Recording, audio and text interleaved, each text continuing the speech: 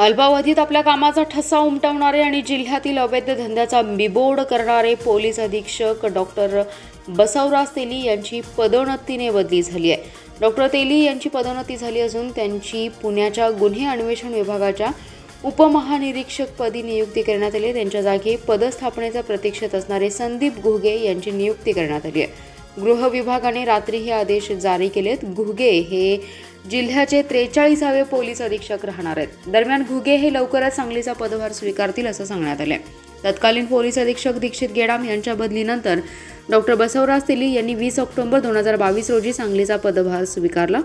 पदभार स्वीकारल्यानंतरच त्यांनी पोलीस काका पोलीस दिदी हा उपक्रम राबवला. त्यातून शाळा महाविद्यालयातील विद्यार्थ्यांशी पोलिसांशी संवाद झाला. त्यानंतर शहरातील वाढती गुन्हेगारी रोखण्यासाठी त्यांनी तडीपारी मोकासह प्रतिबंधात्मक कारवाईवर भर दिला.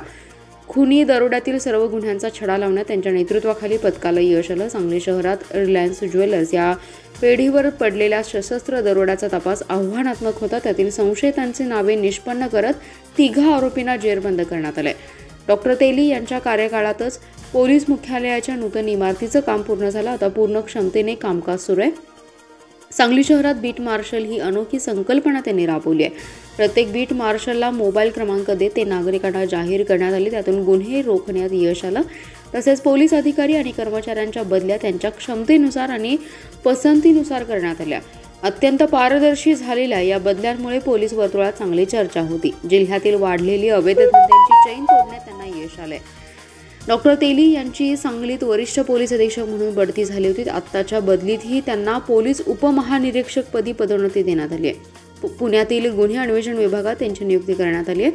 संदीप घुगे हे यापूर्वी अकोला येथे होते. ते लवकरच सांगलीचा पदभार स्वीकारतील.